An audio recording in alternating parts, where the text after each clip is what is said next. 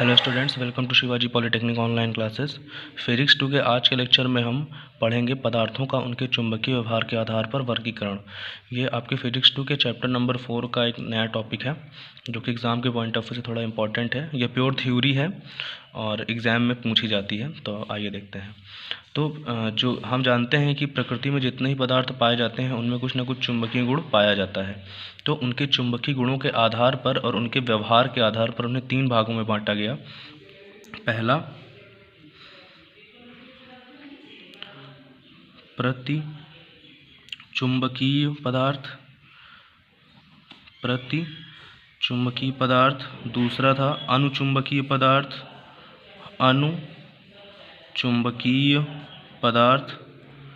और तीसरा जो वर्गीकरण था वो था लौह चुंबकीय पदार्थ। तो पदार्थों को उनके चुंबकीय व्यवहार के आधार पर 3 भागों में बांटा गया: प्रतिचुंबकीय पदार्थ, अनुचुंबकीय पदार्थ तथा लौह चुंबकीय पदार्थ। तो आज के लेक्चर में हम लोग इन तीनों के बारे में पढ़ेंगे।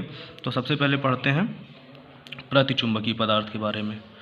प्रतिचुंबकीय पदार्थ के बारे में तो जैसा कि आप लोगों को मैं बता चुका हूँ कि जो पदार्थ होते हैं या जो भी प्रकृति में पदार्थ पाए जाते हैं उन सब में कुछ ना कुछ चुंबकीय गुण होते हैं। तो जो प्रतिचुंबकीय पदार्थ होते हैं वे ऐसे पदार्थ होते हैं जिनको जब भी किसी शक्तिशाली चुंबकीय क्षेत्र में या किसी शक्तिशाली चुंबक के समीप ले जाया जाता है तो वो वहाँ पर थोड़ा सा प्रतिकर्षण बल का अनुभव करते हैं। मतलब कि जब भी हम किसी प्रतिचुंबकीय पदार्थ को किसी शक्तिशाली चुंबकीय क्षेत्र में ले जाते हैं तो उन पर थोड़ा सा प्रतिकर्षण बल लगता है या वो थोड़ा सा प्रतिकर्षित हो जाते हैं। तो प्रतिचुंबकीय पदार्थ ऐसे पदार्थ होते हैं प्रतिचुंबकीय पदार्थ ऐसे पदार्थ होते हैं जिन्हें किसी प्रबल चुंबकीय क्षेत्र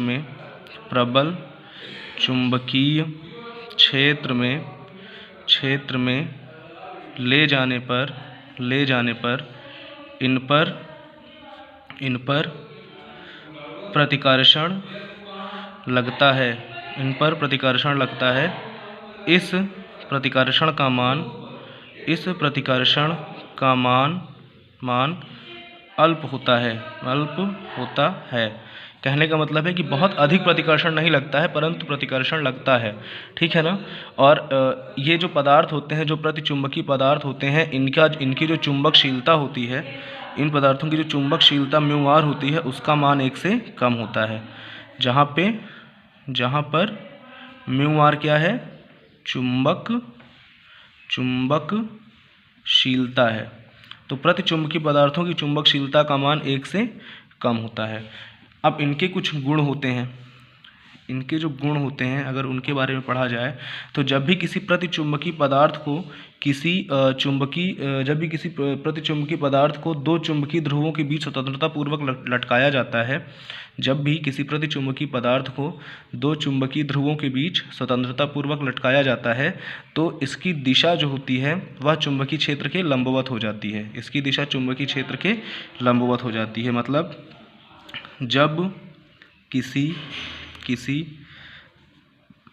प्रतिचुंबकीय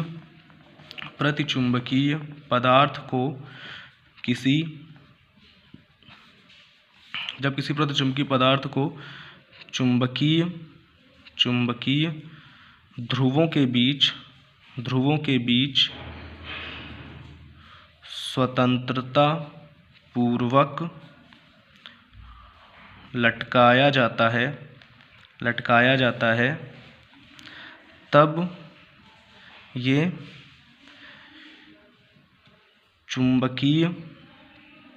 चुंबकीय क्षेत्र के लंबवत हो जाते हैं तथा इन पर बनने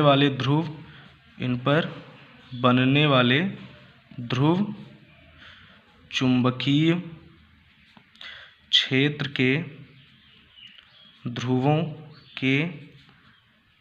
के समान होते हैं।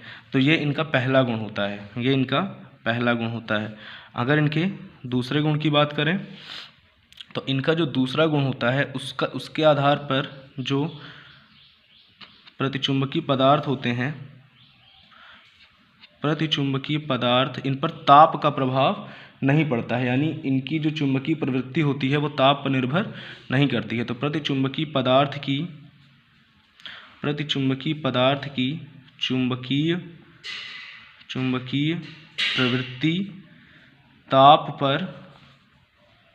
पर निर्भर नहीं करती है, ताप पर निर्भर नहीं करती है। इनका जो थर्ड होता है, इनका जो थर्ड मेन गुण होता है वो क्या होता है, जब भी किसी प्रतिचुंबकीय पदार्थ को किसी असमान चुंबकीय क्षेत्र में रखा जाता है, किसी असमान चुंबकीय क्षेत्र में रखा जाता है, तो जो ये प्रतिचुंबकीय पदार्थ होते हैं वो उस असमान चुंबकीय क्षेत्र में कम तीव्रता वाले भाग की ओर आकर्षित होने लगते हैं। मतलब कि जब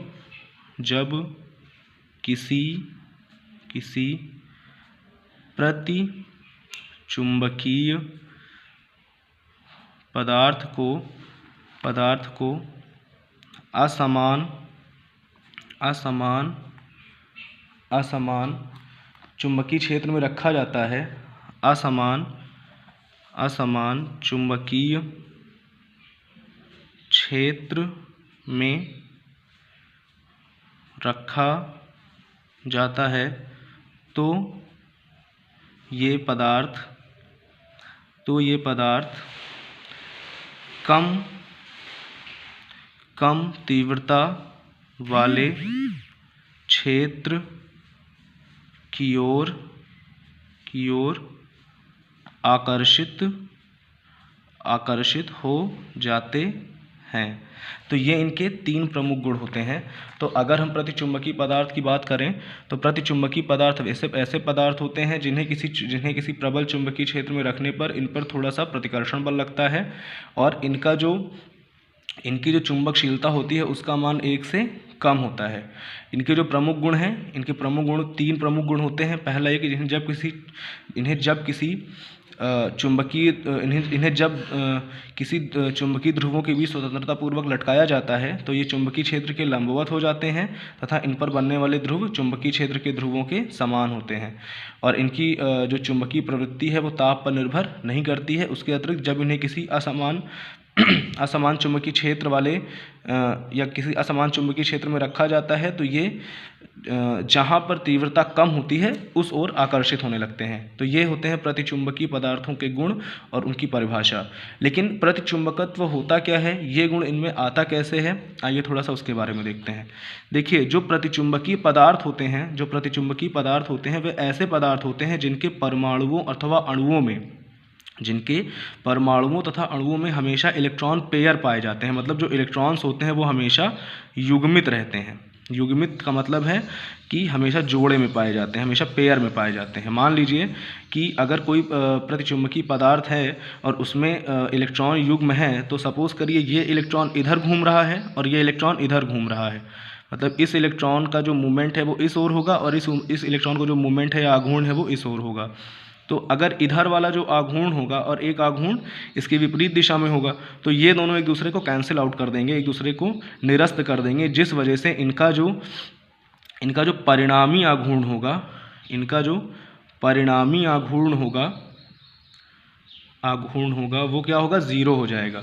यानी इनका नेट आघूर्ण जीरो हो जाएगा, जिस कारण क्योंकि इनमें कोई भी आघूर्ण नहीं पाया जा रहा है, अतः जब तक इन्हें किसी चुंबकीय क्षेत्र में नहीं रखेंगे इनमें कोई भी चुंबकीय गुण प्रदर्शित नहीं होगा। इनके एग्जाम्पल क्या हैं, जैसे कॉपर हो गया, सोना हो गया,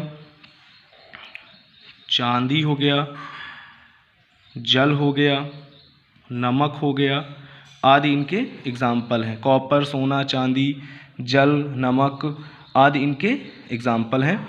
तो आप एक बात हमेशा दिमाग में रखिएगा अपने कि जो प्रतिचुंबकत्व का गुण होता है वो उन्हीं पदार्थों में पाया जाता है जिनमें इलेक्ट्रॉन पेयर पाए जाते हैं, यानी कि उनमें हमेशा इलेक्ट्रॉन युग्मित रहते हैं। तो जिस कारण अगर एक इलेक्ट्रॉन एक दिशा में घूर्णन करता है यानी मूवमेंट करता है, दूसरा इलेक्ट्रॉन दूसरी दिशा में मूवमेंट करता है, तो ये दोनों एक दूसरे के मूवमेंट को कैंसिल आउट कर देते हैं, जिस वजह से इनका परिणामी आघूर्ण शून्य हो जाता है और ये कोई चुंबकीय गुण तब तक नहीं प्रदर्शित करते हैं जब तक इन्हें किसी चुंबकीय क्षेत्र में नहीं रखा जाता है। और इन्हें जब किसी चुंबकीय क्षेत्र में रखते हैं तो ये वहाँ पर थोड़ा सा एकदम बहुत ही मामूली सा प्रतिकर्षण बल अनुभव करते हैं और इनकी जो चुंबकशीलता होती है वो 1 से कम होती है। तो प्रतिचुंबकीय पदार्थों के ये गुण होते हैं, ये इनकी परिभाषा होती है। तो इसे आप लोग अच्छे से रिवाइज कर लीजिएगा। नेक्स्ट लेक्चर में हम लोग अनुचुंबकीय पदार्थों के बारे में पढ़ेंगे। Thank you.